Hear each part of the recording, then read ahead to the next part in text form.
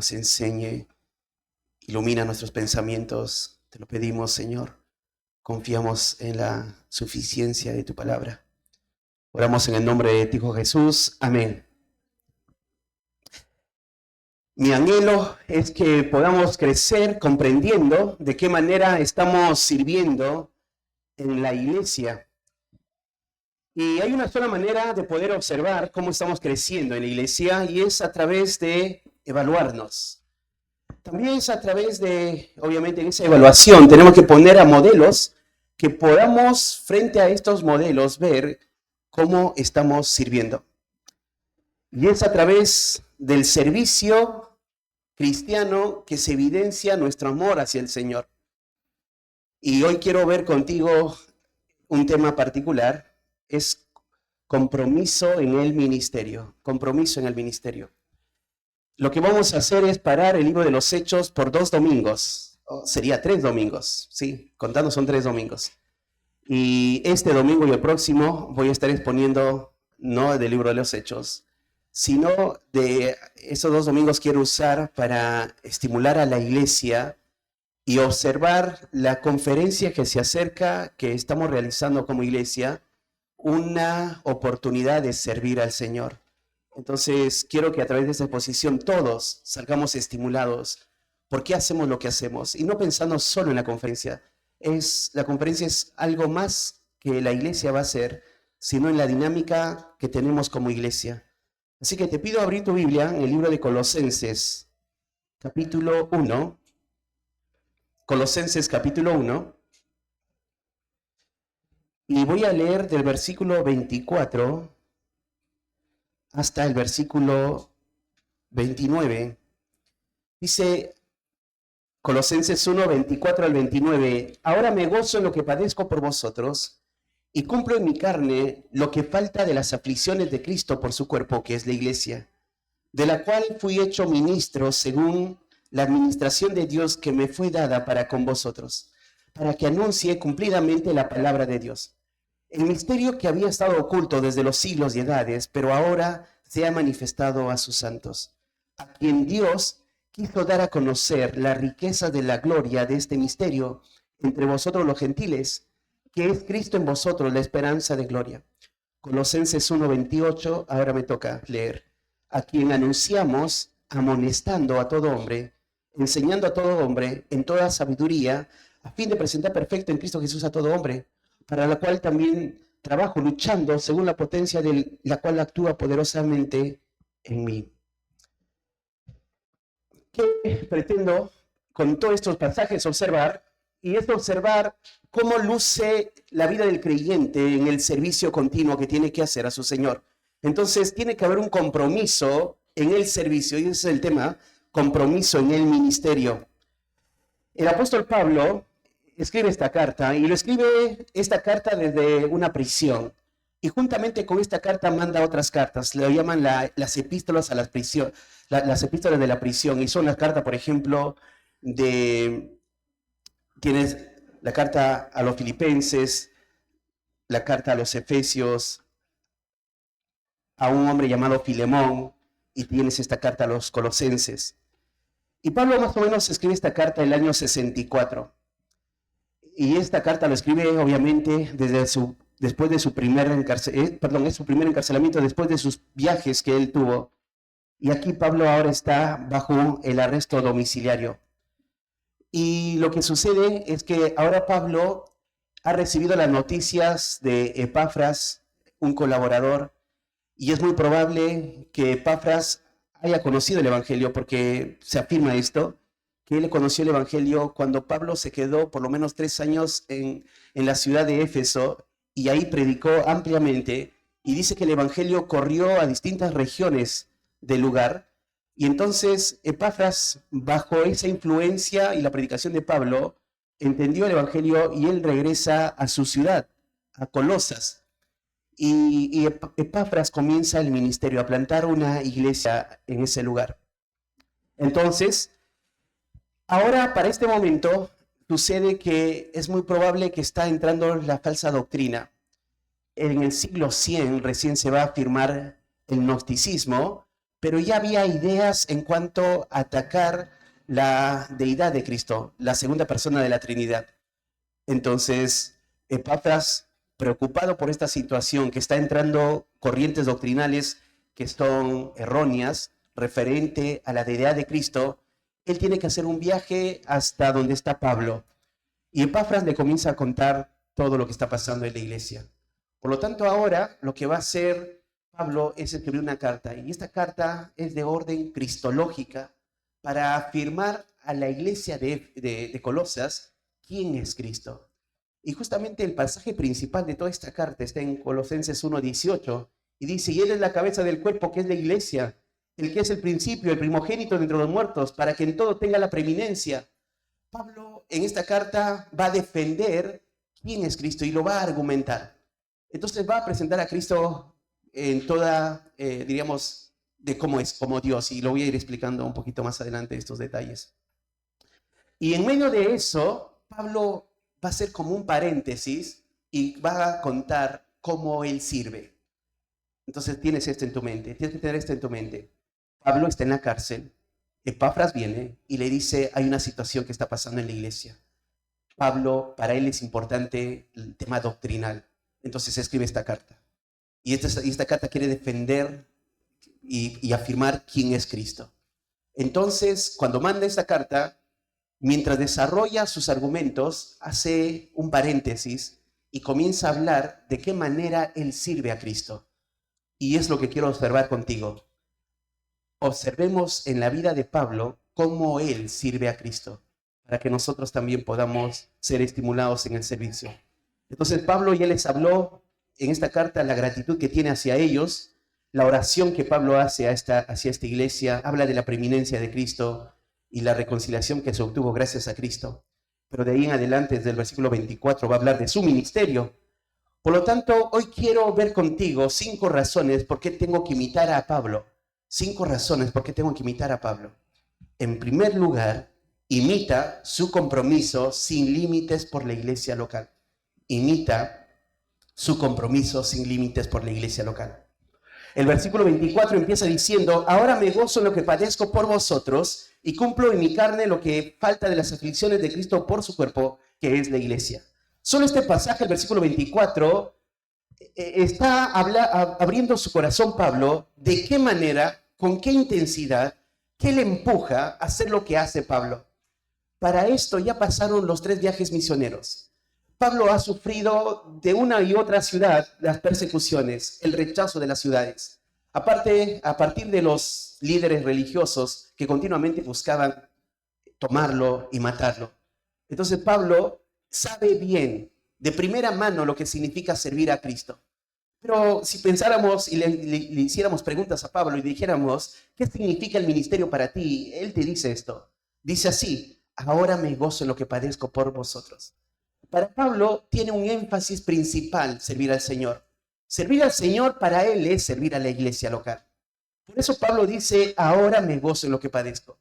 Y esta idea de ahora me gozo está hablando en ese tiempo presente que Pablo estuvo, en ese preciso instante. Todas las cosas que venía hacia el apóstol Pablo no lo miraba como con algo para lamentarse o para terminar huyendo del llamado que obtuvo. Todo lo contrario. Pablo ve todo esto de una manera particular. Dice, me gozo en lo que padezco. Me gozo en lo que padezco. Y esta palabra me gozo es interesante porque te habla de felicidad, sentir felicidad o alegría.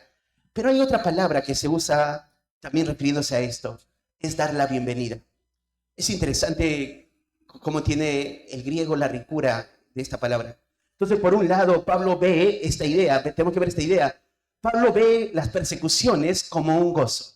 O sea, él no tiene autocomiseración de sí mismo. Él no está diciendo, no me hablan mis amigos. Él no está diciendo, miren, estos son el pueblo judío, que tanto también yo soy un judío y mira cómo me persiguen. Qué pena de mí. No tiene una autocomiseración, lo ve de otra manera. Lo ve con regocijo. Y la otra idea acá es que apertura ese sufrimiento. Y esta es la idea de dar la bienvenida. Pablo da la bienvenida al sufrimiento. Pero no es que él quiera, en un sentido, tener desear que le golpeen, desear que le apedreen. Él no está pensando eso, sino hay una motivación mayor que los sufrimientos que él padece está dispuesto a recibirlo como dar la bienvenida.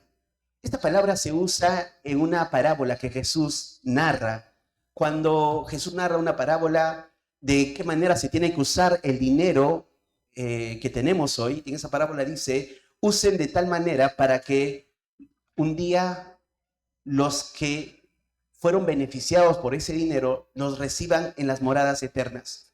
Y ahí, en esa parábola, Jesús habla de que un día todos aquellos que han invertido para el reino de Dios y no sabes aún tú cómo, de dónde vino tu dinero, porque pudo haber pasado por las manos de personas impías, de ladrones, no sabemos de dónde viene el dinero, pero lo tenemos luego en la mano, y nosotros damos para el ministerio. Y este dinero ahora se usa para la extensión del evangelio. Y cuando tú mueras, dice en esta parábola, esas riquezas injustas, va a ser que en la eternidad va a haber brazos abiertos dándote la bienvenida y diciéndote gracias. Gracias porque a través de lo que tú diste, ahora estoy acá. Y tú vas a decir, ¿cómo que yo te di? ¿Cómo que gracias a mí estás acá? Y te va a decir, ¿sabe lo que pasa? Que un día tú levantaste ofrendas para que este misionero llegue a esta ciudad. Y este misionero justo caminaba por esa calle y me encontró. Y yo estaba perdido y él me habló de Cristo. Si no hubiese sido por tus recursos, él no hubiese llegado a ese lugar. Y gracias, va a decir, para que cuando ellos le reciban, dice, den la bienvenida en los lugares eternales, en los lugares celestiales. Esta palabra de dar la bienvenida se usa acá. Pablo tiene esta actitud frente al dolor, frente al sufrimiento. Es dar la bienvenida, estar dispuesto a sufrir por causa de Cristo. Pero contrariamente, vivimos en una sociedad que no queremos sufrir esa presión.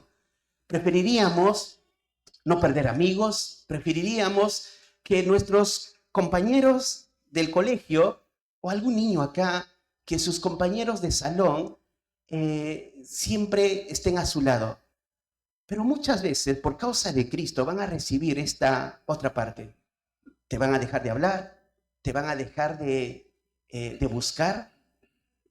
Y Pablo está dispuesto en este caso. No le importa lo que pasa, porque tiene algo mayor en su mente, Pablo. ¿Y qué es? Sufrir por Cristo. Estar dispuesto a sufrir por sus hermanos. El pasaje dice, ahora me gozo en lo que padezco por vosotros. Entonces no le importa en un sentido lo que atraviesa Pablo y lo hace con una actitud específica. Hay un pasaje que escribe también Pablo de esta manera en Filipenses 2, 17 al 18, dice, y aunque sea derramado en libación sobre el sacrificio y servicio de vuestra fe, me gozo y regocijo con todos vosotros. Asimismo, gozaos y regocijaos también vosotros conmigo. Si tú escuchaste a la introducción, te dije que Pablo escribe esta carta a los colosenses desde una prisión. Y te dije que no solo escribió una carta, sino escribió varias cartas. Y una de esas cartas es la carta a los filipenses. Y ahora acabo de citar la carta a los filipenses. Si te das cuenta, hay algo común en estas dos que hemos leído. Que tanto a los hermanos de Filipos y tanto a la iglesia de Colosas está hablando con una actitud de que los sufrimientos que viene a él lo ve con gratitud, con gozo, regocijo. Y es más, Pablo les invita, dice, gozaos y regocijaos también conmigo. O sea, hermanos, no sufran por lo que estoy viviendo yo. No estén golpeándose, no sé, el pecho, no estén desesperándose. Al contrario, gócense porque se hace evidente algo. Se hace evidente que por causa de Cristo va a pasar esto. Y gócense porque yo lo recibo con gozo todos estos sufrimientos. Ahora, pero no fue solo Pablo que habla de esto. El apóstol Pedro también piensa lo mismo. En 1 de Pedro 3, 14 al 17 dice, mas también alguna cosa padecid por causa de la justicia, bienaventurados sois. Por tanto, no os amedrentéis por temor de ellos, ni os conturbéis, sino santificad a Dios el Señor en vuestros corazones. El 16 dice, teniendo buena conciencia para que los que murmuran de vosotros como malhechores sean avergonzados, los que calumnian vuestra buena conciencia en Cristo. Pedro también piensa lo mismo. Pedro dice, si padecen por causa de la justicia, son doblemente felices. Considérense así, dice Pedro. Y dice más abajo, el 17, porque mejor es que padezcáis haciendo el bien si la voluntad de Dios así lo quiere. Piensa lo que está diciendo Pedro. Pedro, similar a Pablo, ve los padecimientos como un privilegio. Ve los padecimientos por Cristo como aquel que ahora se goza y disfruta en el Señor, en un sentido, se siente profundamente dichoso porque esto viene a su vida. Pero Pedro dice algo. Pedro dice, si padecéis por causa de la justicia. O sea, los padecimientos yo tengo que observar por qué vienen. No quiere decir padecimiento porque viene una enfermedad. Pablo no está hablando de dar la bienvenida a ese dolor de esa manera, con gratitud. Obviamente, Pablo de la enfermedad habla en otros lugares. Pablo está hablando, y Pedro también está hablando, de un tipo de sufrimiento, y es por causa de la justicia.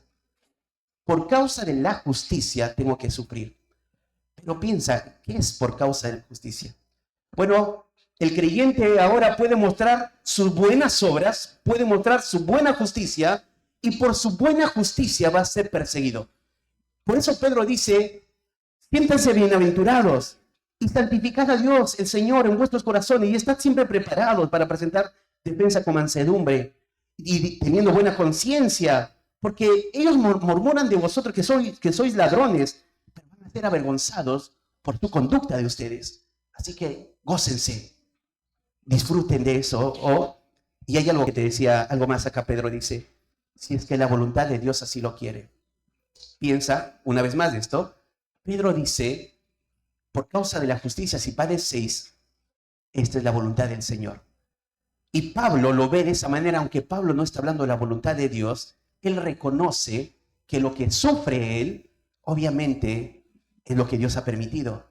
Porque más adelante, en cuanto a tiempo, un tiempo atrás, Pablo va a decir esto en Hechos 20, 22 al 24.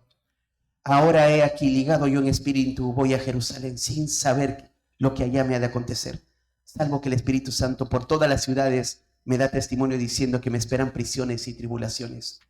Fíjate, Pablo da por hecho que en su vida cristiana van a venir tribulaciones y persecuciones por causa de la justicia. Bueno, este es el argumento y quiero bajarlo un poco más para todos. Sería así, niños que están escuchando, si por causa de la justicia, por ser obedientes a sus padres, por ser obedientes a sus autoridades, sus compañeros, sus amigos se van a burlar de ustedes, dice, bienaventurados sois, si es por eso. Y todos nosotros también. Si por causa de la justicia sois bienaventurados, dice Pedro. Y Pablo lo recibe con gozo. Dice Pablo, ahora me gozo en lo que padezco. Ahora, pensando en Pablo, porque estamos viendo la carta de Pablo, dice, ahora me gozo en lo que padezco por vosotros. No sé si te lo comenté en la introducción, pero Pablo no conocía a los hermanos de Colosas. Pablo no conocía a los hermanos de Colosas. Epafras es el que planta esta iglesia en Colosas, y es muy probable que esta iglesia sea la iglesia donde se congregan en la casa de Filemón. Y Epafras va y le cuenta a Pablo lo que está pasando. Pablo no sabe quiénes son ellos. Entonces, lo que hace Pablo sí hace algo. Lo que hace es orar por ellos, sin conocerlos. Pero hay algo importante acá. Él dice, lo que conozco, padezco por vosotros. O sea, sin conocerlos, él tiene una carga en su corazón. Cuando pensaba en la conferencia que vamos a realizar, la gran mayoría de ustedes no conocen a los pastores que van a venir. No conocen a los líderes que van a venir. De cierta manera yo conozco a algunos, pero a todos no los conozco. Y esto es la dinámica en el cuerpo de Cristo. Que no conocemos a hermanos, pero puedo servir a mis hermanos porque voy a servir a mi Señor. Sin conocerlos, ahora yo voy a estar dispuesto a padecer. Claro, de nuestro lado no es no vamos a sufrir persecución. No estamos haciendo una conferencia en Cuba, no estamos haciendo una conferencia quizás en Venezuela. Si allí a una iglesia hiciera una conferencia, ellos sí de cierta manera por la presión social van a sufrir este tipo de persecución. Pero nosotros somos privilegiados de poder hacer una actividad para que la iglesia universal, o sea, los creyentes de otras iglesias, pastores de otras iglesias, puedan disfrutar de nuestro amor hacia ellos sin conocerlos. Pablo acá, sin conocer a sus hermanos, dice, por vosotros yo estoy dispuesto a sufrir. Esta es la actitud que tiene Pablo, en lo cual padezco por vosotros. Y sabes una cosa, cuando tú estudias esta palabra de esta pertenencia, en lo que padezco por vosotros, ese vosotros va a aparecer 29 veces en el libro de Colosenses. O sea, Pablo, aunque no sabes quiénes son, continuamente vosotros, lo tiene en su mente, en su corazón. Esta es la idea de Pablo, que realmente habla de pertenencia. Y no solamente dice, y cumplo en mi carne lo que falta de las aflicciones de Cristo por su cuerpo.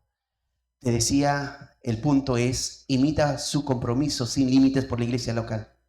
Piensa esto, Pablo está en una prisión domiciliaria, viene Epafras de la iglesia de Colosas.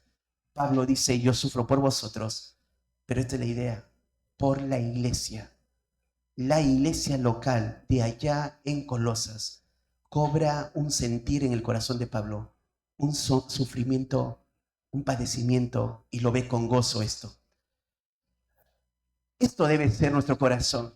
Nuestro corazón debe arder por la iglesia. Y la iglesia se observa a través de las iglesias. Entonces, de acá a 15 días nos vamos a encontrar con varios pastores, y estos varios pastores representan a varias iglesias. Y estas iglesias, un día delante del Señor, no vamos a estar así, sectoriados, vamos a estar unidos para estar con el Señor para siempre. Pero ahora, en esta tierra, observamos esas iglesias locales que el Señor está levantando, y estar dispuesto, como el apóstol Pablo, cumplo en mi carne lo que falta de las aflicciones de Cristo, que por su cuerpo. ¿Y quién es su cuerpo? La iglesia. La iglesia es su cuerpo. Pero dice, cumplo en mi carne. ¿Sabes que Pablo es la única vez que usa esta palabra acá? Carne, en mi carne, es la única vez que usa de esta manera Pablo aquí. Y esta palabra cumplo es satisfacer, es llenar, completar cabalmente. O sea, lo que Pablo está pensando es llegar a terminar todo lo que faltaba, estar disfrutando aún esas persecuciones, dar la bienvenida al rechazo, dar la bienvenida a la opresión que viene, porque está convencido que esto es necesario, sufrir por Cristo, sufrir las aflicciones, los azotes, los grillos, las celdas, o los grilletes, las celdas oscuras. A él no le van a causar temor, está dispuesto a sufrir el apóstol Pablo las aflicciones de Cristo. Ahora, hay algo interesante, las aflicciones de Cristo. Ahí de Cristo, esta palabra tú sabes que es un sustantivo, pero está en el caso genitivo, que te da la idea que hay un tipo de aflicción, y esta es la parte que se restringe el tipo de aflicción. Lo que quiere decir es que las aflicciones de Cristo no son las deudas que llegan a las personas por consecuencia de su mala administración, o alguna enfermedad que viene por consecuencias al no ser un hombre sabio a la hora de su alimentación. No, las aflicciones de Cristo son el sufrimiento por causa del evangelio. De Cristo, esas aflicciones están restringidas a un tipo de sufrimiento. Por cierto, nosotros no estamos viviendo ese tipo de sufrimiento, pero debemos estar dispuestos a sufrir por Cristo. Y luego termina diciendo esa primera parte, por su cuerpo, que es la iglesia. Que es la iglesia. Pablo ya señala a la iglesia como el cuerpo de Cristo, y esta palabra iglesia en el griego es eclesía, y nuestra conferencia se llama eclesía. Y ek es llamados y, bueno, no me acuerdo la otra parte de la palabra, pero no lo tengo anotado acá. Es afuera. Son los que fueron llamados afuera, los que fueron convocados afuera. Esta es la idea. Eclesía es los que han sido sacados del reino de las tinieblas al reino del amado Hijo. Sería esto de manera contundente. Entonces, la iglesia local cumple un efecto en el corazón de Pablo. Está dispuesta a sufrir por la iglesia local. Sí. En segundo lugar, imita su compromiso al ser fiel a la tarea que Dios le dio. Imita su compromiso al ser fiel a la tarea que Dios le dio. Versículo 25 dice, de la cual fui hecho ministro según la administración de Dios que me fue dada para con vosotros, para que anuncie cumplidamente la palabra de Dios. De la cual fui hecho ministro según la administración de Dios que me fue dada para con vosotros, para que anuncie cumplidamente la palabra de Dios. De la cual está hablando obviamente de la iglesia, dice, de la iglesia fui hecho ministro. Fui hecho ministro. Es interesante esta palabra que dice fui hecho ministro, porque está hablando de algo pasado que ya concluyó. O sea, Pablo no está jugando acá al ser el apóstol. No está inventando nada. Él está convencido del llamado que tuvo. Entonces, él va a estirarse a ser este hombre, a estar dispuesto a sufrir, porque Pablo entiende bien su llamado. Entonces, sería así, de manera práctica, en nosotros sería, en mi caso, o en el caso de algunos de ustedes, ¿qué ven lo que Dios está haciendo en sus vidas ahora? Bueno, el Señor es el que se ha anticipado para que seas esto. Y si tú lo ves como que se ha anticipado el Señor para que seas esto, lo que estás haciendo, bueno, ahora cumple desde ese lado tu función.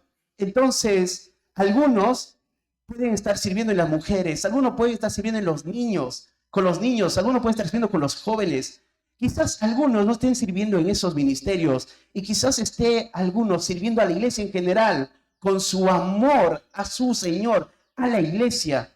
Sea cual sea, Pablo está viendo como algo pasado diciendo, fui hecho ministro.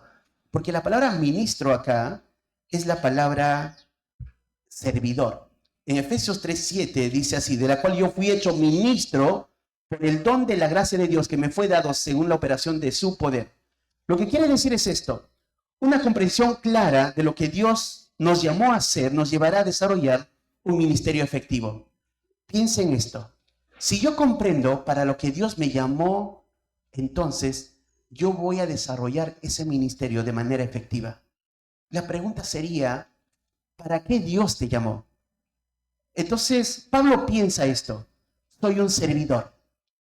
Pablo es el apóstol, pero él no se pone ese nombre o ese título y las veces que lo ha hecho siempre va a decir por la voluntad de Dios. Él no se atribuye como si él lo hubiese ganado, sino él lo ve siempre, Dios lo permitió, él me convocó a esto. Pero siempre que él habla de sí mismo, él dice, soy un servidor. Y eso debe ser el anhelo más grande de todos, ser un servidor de Cristo. Y cuando acá Pablo está diciendo, fui hecho ministro, fui hecho un siervo. Y esto es lo que somos, solamente cumpliendo una función distinta, pero al final a cabo todos somos siervos. Siervos para servir a la iglesia local, siervos para servir a los hermanos que pertenecen a la iglesia local. Y ahora piensa este gran privilegio, siervos para servir a hermanos que no conocemos cuando se acerque esta conferencia. Voy a servir a ellos como un siervo. Y esta palabra servidor, Pablo lo usó también en 1 Corintios 3:5. Dice, ¿qué es pues Pablo? ¿Qué es Apolos? Servidores por medio de los cuales habéis creído. Y eso según lo que a cada uno concedió el Señor. Servidores. Y ahí en Corintios, cuando usa la palabra servidores, está hablando diáconos. Y es la idea de una persona que sirve a las mesas. O sea, trae todos estos conceptos y Pablo se ve así. Yo soy, porque esta es la misma palabra que usa en Colosenses, diáconos. Yo soy solamente un servidor, uno que atiende las mesas. Entonces no hay otra posición más alta. Yo no soy el anfitrión. El anfitrión es Dios mismo. Él convoca a sus hijos para escuchar su propia palabra de Él. ¿Quiénes son entonces los que están abajo, los que están haciendo la obra? Son siervos, son mozos, son los que preparan, perdón, los que van al chef y buscan en su bandeja la comida para ir a servir las mesas. Somos eso, servidores, simplemente servidores. Y este es un privilegio, porque nuestra iglesia tiene 7 años que se plantó y ahora puede servir a muchas iglesias que tienen muchos años ya como iglesias plantadas, pero las va a ayudar a equiparse para una tarea para la cual van a cumplir aquí, en esta ciudad de Lima, en el Perú y en el mundo. O sea, es un privilegio servir a hermanos. Solamente somos servidores. Y este servicio tiene que ser efectivo. Y se hace efectivo no porque yo lo determino, no es por la voluntad de ningún hombre, sino según la voluntad de Dios. Es por la voluntad de Dios. Entonces, solamente somos hombres que preparamos la mesa para que nuestros hermanos gusten de nuestro buen servicio a Dios. Y no piensen solo en la conferencia, piensen acá. Todo lo que hacemos es para servir al Señor y a mis hermanos. Entonces tienes esta dinámica de un fin de semana, un sábado. Los jóvenes o a veces las hermanas que comienzan a poner las sillas, comienzan a agarrar una escoba y el recogedor, comienzan a levantar la basura del lugar. Alguien está limpiando las lunas. Lo que está haciendo, está sirviendo a su Señor y está sirviendo a su Señor, está sirviendo a sus hermanos como ese siervo a las mesas. Y ese es el mayor privilegio que tenemos, servir a la iglesia local. Pablo se ve así, como un siervo. Pero no termina ahí esta parte, y no dice, fíjense, según la administración que me fue dada para con vosotros, para que anuncie cumplidamente. Y es según la administración. Lo que quiere decir, según la administración de Dios, que lo que quiere decir es, solamente Pablo es un mayordomo. Tenemos que pensar en Pablo ahora. Pablo, a distinción de nosotros, obviamente, Pablo es el apóstol a los gentiles. Y él es el último apóstol. Aparte de él no hay más apóstoles. Y en esa particularidad y singularidad de Pablo, él dice, según la administración de Dios. O sea, Dios, cuando lo llamó a Pablo, lo llamó para una tarea específica, ser el vocero para los gentiles, el apóstol para los gentiles. Pero acá hay un principio. El principio es que Pablo entiende que eso Dios ha preparado para él, según la administración de él, o sea, según su soberanía, o sería según su mayordomía de Dios, lo ha preparado para Pablo esto. Y este es el principio. Según la soberanía de Dios, Dios ha determinado a cada uno de nosotros en lo que le vamos a servir. Y esto es su plan para nosotros. Vuelvo a decir, no tiene que ver acá con ser apóstoles, nadie. Tiene que ver con esta idea. Dios ha preparado, así como Pablo, según su administración, para que haga una tarea. Y según su administración de Dios, Él ha preparado, como dice en Efesios 2:10, porque hechuras suyas somos, creados en Cristo Jesús, preparados para buenas obras, las cuales Él dice, lo ha preparado para que anduviésemos en ellas. Entonces, el Señor ha preparado esos lugares en su administración para que anduviésemos en ellas. Un niño puede decir, ¿el Señor va a preparar lugar para mí? Sí. Porque los que estamos sirviendo podemos llegar a esta conclusión. Estoy acá, pero no lo merezco. ¿Quién se imaginó que iba a tener este rol en la iglesia? Solo fue gracia sobre gracia. Dios se anticipó para en su administración cumplir esta tarea que tengo. Pablo lo ve así, como la administración de Dios. Pero, ¿para qué? Me fue dada para con vosotros. Otra vez esta idea, me fue dada para, el beneficio son ustedes. A mí se me designó la tarea hacia ustedes. Y esto Pablo lo ve como un privilegio, y no solamente como un privilegio, sino como una responsabilidad, una tarea que se tiene que completar. Hay un beneficio mayor. El beneficio no es hacia Pablo. Pablo está pensando, vosotros sois el beneficio. Ustedes van a disfrutar de esa administración que Dios me dio, diría Pablo, para que yo les sirva a ustedes como ese diácono. ¿Y cuál es ese beneficio que iban a tener ellos? Más abajo dice, para que anuncie cumplidamente la palabra de Dios. Para que anuncie cumplidamente la palabra de Dios. Y la palabra cumplidamente es completar, proveer plenamente. Es como llenar un recipiente totalmente lleno. Entonces, ¿por qué hacer una conferencia? ¿Para qué? Bueno, acá viene, te abro lo que hay en mi mente. ¿Por qué hacemos lo que hacemos? Porque todo lo que comprendemos del Evangelio queremos dar a otros hombres para que cumplan esa tarea también. Quiere decir, yo soy un hombre más que va aprendiendo. Soy otro pastor en medio de todos esos pastores que van a estar, que necesita ser equipado. Tengo debilidades y necesito estar bajo una exposición fiel. Y comprendo que mi tarea es estimular a otros hombres a seguir viendo la Escritura como suficiente en sí misma para completar y cumplir la tarea que Dios nos ha dado de pastorear las iglesias. Entonces, ese peso en el corazón me empuja a decir, tenemos que hacer algo. Necesitamos todos crecer. Necesitamos ver nuestra ciudad de Lima con iglesias sanas. Necesitamos ver creyentes que observen en la Escritura como suficiente en sí misma para que acudan en todos los asuntos a la Escritura. Necesitamos ver una teología fuerte en cada iglesia. ¿Pero cómo hacemos esto?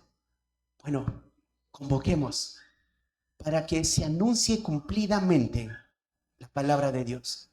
Y entonces en esa tarea que se anuncie cumplidamente, otros van a cumplir esa función. Y por eso están estos expositores. Y estos expositores se van a parar delante de muchos hombres y van a comenzar a exponer para que estos hombres sean entrenados, sean equipados. Y ellos van a dar lo que Pablo está diciendo cumplidamente, totalmente. Decir todo lo que tengo para decirles. Pablo tiene una tarea muy grande. Bueno, él vivió con esa tarea muy grande de anunciar cumplidamente la palabra de Dios. La palabra de Dios. Y cuando piensas en la palabra de Dios, este es el ministerio que Pablo tiene, anunciar la palabra de Dios. Sí. Primera de Timoteo 4, de 6 al 10, Pablo le dice algo similar a Timoteo. Dice, si estos enseñas a los hermanos, serás un buen ministro de Jesucristo, nutrido con la palabra de fe y de la buena doctrina que has seguido, y sigue desarrollando. Y el 9 dice, palabra fiel es esta y digna de ser recibida por todos. Pablo continuamente piensa en el valor de la palabra de Dios. Piensa de esta manera, hermano. Quiero hacerte pensar de esta manera. Dios crea al hombre y no lo crea al hombre y lo abandona. Dios lo creó para tener una relación con el hombre, para tener comunión con el hombre. Pero el hombre decide pecar. El hombre decide buscar su camino. Entonces, Adán y Eva pecan. Y de ahí en adelante, todos son pecadores. Pero Dios no abandona su creación, como algunos supondrían, sino todo lo contrario. Dios está interesado ahora que el hombre lo conozca. Y en ese deseo de conocerlo, Dios se acerca, busca al perdido. Y lo ves desde la creación. Adán y Eva los busca. Y de allí en adelante, Dios ha continuado buscando al hombre. Y cómo puedo conocer a Dios? Ese Dios que va en búsqueda del hombre. Porque la Biblia habla que el hombre no busca a Dios. El hombre está totalmente y enteramente corrompido. No hay nada que el hombre desee de Dios. El hombre está muerto. Entonces Dios va en su búsqueda y lo hace a través de su palabra. Y esa palabra se encarna y esa palabra toma cuerpo y es Cristo. Porque la Escritura habló de Cristo y ese logo se encarna y es Jesucristo. Y ahora la máxima expresión, diríamos, sería el que mostró la gloria de Dios fue Cristo mismo, porque Él es Dios mismo. Y entonces reveló quién es su Padre. Porque Él dijo, al mundo vine para que conozcan quién me ha enviado, dijo Jesús. Entonces el mundo podía ver en Cristo a Dios, pero el mundo no quiso verlo a Dios. No quiso creer en Cristo. Entonces lo que hicieron es rechazar al Mesías y matar al Mesías. Pero así se está cumpliendo aún lo que las Escrituras decían. Pero ahora cuando Cristo murió y resucitó, se sigue haciendo lo mismo. Pero ya Cristo, desde el lado de mandar a los que creyeron, para que se anuncie esto mismo, que Dios va en búsqueda del hombre. Y lo hizo a través de su Hijo. Porque no hay otro mediador entre Dios y los hombres, sino solamente Jesucristo. Por lo tanto, cuando nos reunimos, el énfasis principal es la Escritura. El énfasis dentro de la Escritura es Cristo. ¿Y qué hacemos cuando nos juntamos entonces los pastores en una conferencia? Es escuchar de Cristo y escuchar su palabra para que se anuncie cumplidamente la palabra de Dios. No hay otra razón, no hay otra cosa por qué hacemos lo que hacemos. Entonces, con esto quiero estimular a los hermanos a cumplir esta tarea de anunciar el Evangelio. Entonces, fíjate esta dinámica. Va a llegar ese día y algunos solamente van a estar barriendo. Otros van a estar dando la bienvenida a los pastores. Otros van a estar señalando los autos para que se estacionen. Otros van a limpiar los baños, pero con un solo propósito, para que se anuncie cumplidamente la palabra de Dios a todos estos que van a estar siendo preparados. Porque esto depende de lo que van a recibir, para que ellos también lleven a sus iglesias la palabra de Dios, solamente la palabra de Dios. En tercer lugar, imita su compromiso en anunciar fielmente el mensaje de Dios. Y fíjate el verso 26.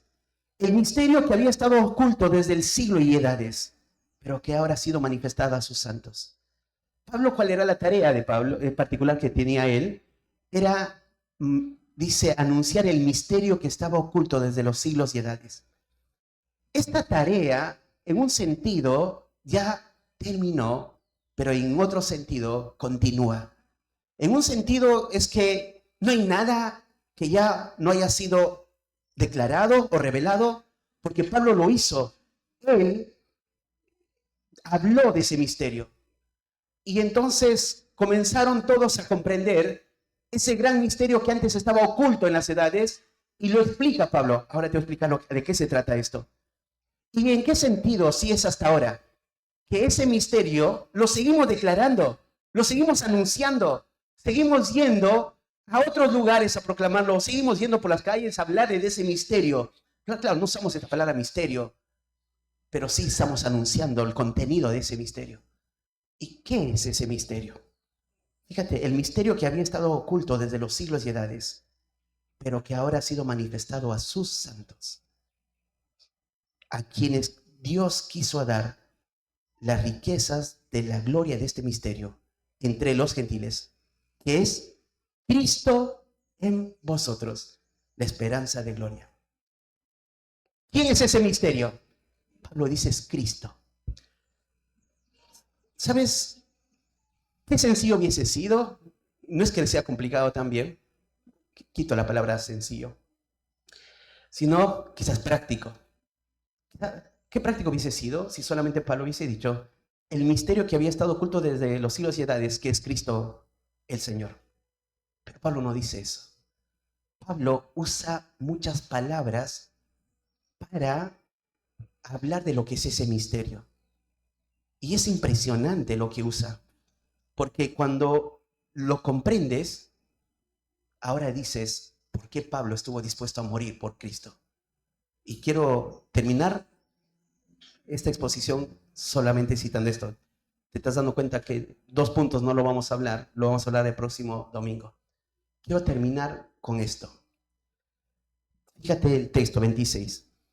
El misterio que había estado oculto desde los siglos y edades, pero que ahora ha sido manifestado a sus santos. Pedro lo dijo de esta manera, 1 de Pedro 1, 11, 12.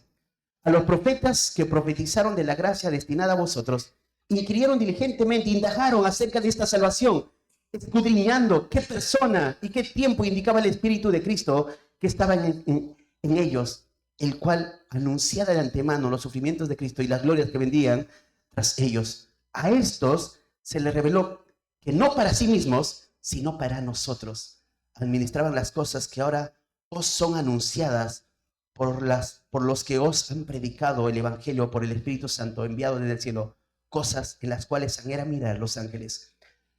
Este es otro pasaje que tiene mucho contenido. De maneras prácticas sería, Pedro dice, antes hubo hombres que hablaron de este misterio que ha estado oculto y ellos diligentemente pensaban, ¿qué tiempo? ¿Cuándo? ¿Cuándo se va a cumplir lo que dicen las profecías? ¿Cuándo se va a cumplir? Pero no fue para ellos, sino para vosotros. Ustedes están viendo ese cumplimiento que se anuncia a Cristo, cosa que los ángeles anhelan ver. ¿Qué anhelan ver los ángeles? Los ángeles están contemplando desde los cielos cada vez que un cristiano abre su boca y predica de Cristo y una persona comprende el Evangelio, de estar muerta, ahora tener una relación con el Dios que ellos adoran, están sorprendidos. Grande es el amor de Dios, realmente grande es misericordioso, es Dios, santo, santo. Ahora tiene una relación personal con este hombre, cosa que anhelan ver los ángeles. Y Pablo lo dice de esta manera, pero que ahora ha sido manifestado a sus santos. Y 27, a quienes Dios quiso dar a conocer las riquezas de la gloria de este misterio. Y aquí viene, que quiero que observen conmigo. Dice, a quienes Dios quiso. Y esta palabra quiso es importante dentro de todo lo que estamos viendo. Porque el deseo de Dios es que el hombre le conozca. Él quiso, hermanos. Porque Él quiso, nosotros podemos entenderle. Él no abandonó a su creación, lo que estamos hablando nosotros, los seres humanos. Él vio que el hombre le dio la espalda. Y Él quiso buscar al hombre. Y acá dice, Dios quiso dar a conocer. Y ahí la palabra dar a conocer, esto es la idea de inducir que otros comprendan, dar a conocer. Entonces acá ves a un Dios que no está inactivo, no es pasivo, sino al contrario, Él está administrando. Él se propuso en sí mismo. Y ahí la pregunta del salmista, ¿quién es el hombre para que te acuerdes y tengas memoria de él? Y el Hijo del Hombre para que lo visites. ¿Quién es el hombre para que Dios se acerque al hombre? ¿Quién eres? ¿Quiénes somos nosotros, Dios? Si solamente nos vemos, somos lo peor, porque somos pecadores. Pero Dios quiso dar a conocer. ¿Y qué quiso dar a conocer? Las riquezas de la gloria de este misterio entre los gentiles. Y acá Pablo usa 2 sustantivos que uno está trabajando en el caso nominativo y en el otro en el caso genitivo. Y acá está la ricura de este pasaje. Porque en la primera dice las riquezas, ya está en el caso nominativo. Lo que está haciendo el caso nominativo, esto está apuntando al sujeto. Te explico. Dios quiso dar a conocer las riquezas. Las riquezas está apuntando, o esas riquezas es según el sujeto. ¿Quién es el sujeto? ¿Quién es el que quiere dar a conocer? Dios. Entonces, esas riquezas es según este sustantivo en el sujeto, Dios. No podría ser así si no fuese Dios. O sea, no sería tan rico si no fuese que brotara de Dios mismo.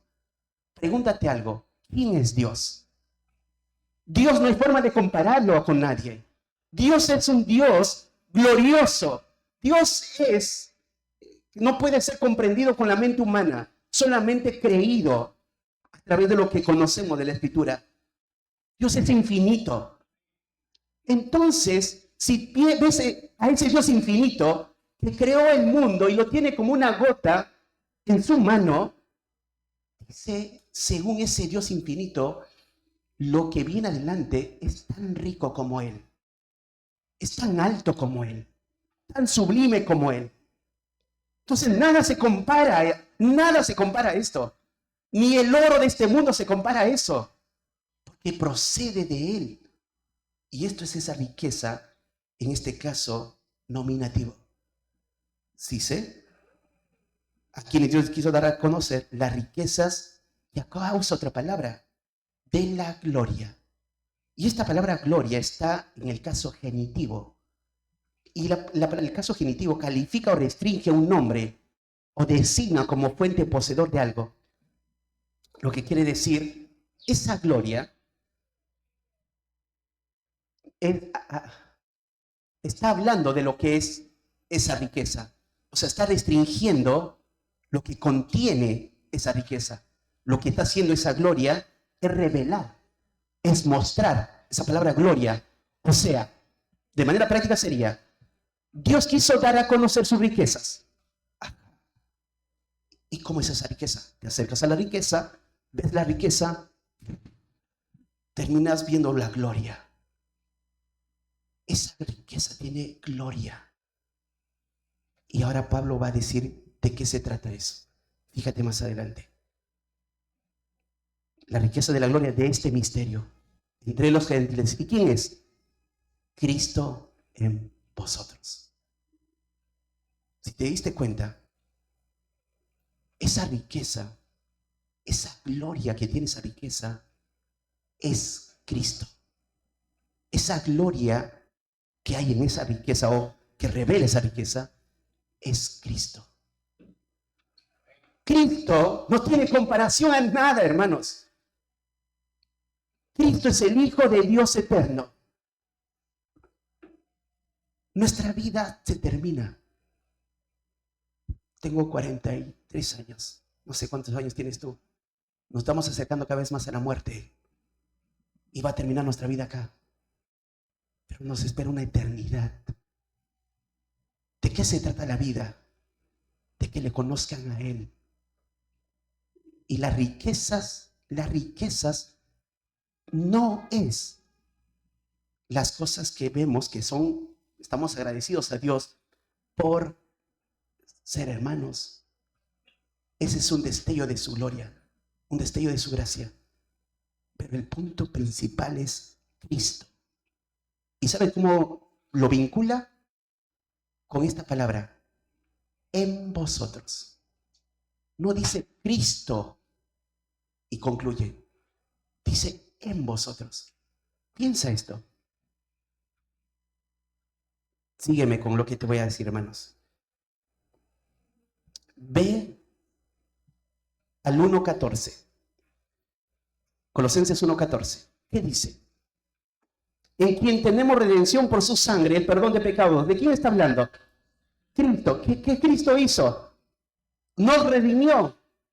Versículo 15. ¿Qué dice? Él es la imagen del Dios invisible, el primogénito de toda creación. ¿Qué te habla de Cristo? Que Él habla del Padre. Él es la imagen del Dios invisible. El versículo 15. El primogénito de toda la creación. Versículos 16 y 17. Fíjate. Dice... Porque en Él fueron creadas todas las cosas, los que están en los cielos, las que hay en la tierra, visibles e invisibles, sean tronos, sean principados, sean potestades. Todo fue creado por medio de Él y para Él. ¿Qué te habla de Cristo? Él es creador, Él es sustentador. Versículo 18, ¿qué dice? Y Él es la cabeza del cuerpo, que es la iglesia. ¿Qué te habla Cristo como cabeza? Versículo 19, ¿qué dice? Por cuanto agradó al Padre, que en Él habite, ¿qué? Toda plenitud. Ahora piensa, ese Cristo que redime, ese Cristo que es imagen del Dios invisible, el primogénito de la creación, el creador, el sustentador, la cabeza de la iglesia, el que es Dios, Dice, está en vosotros. En vosotros.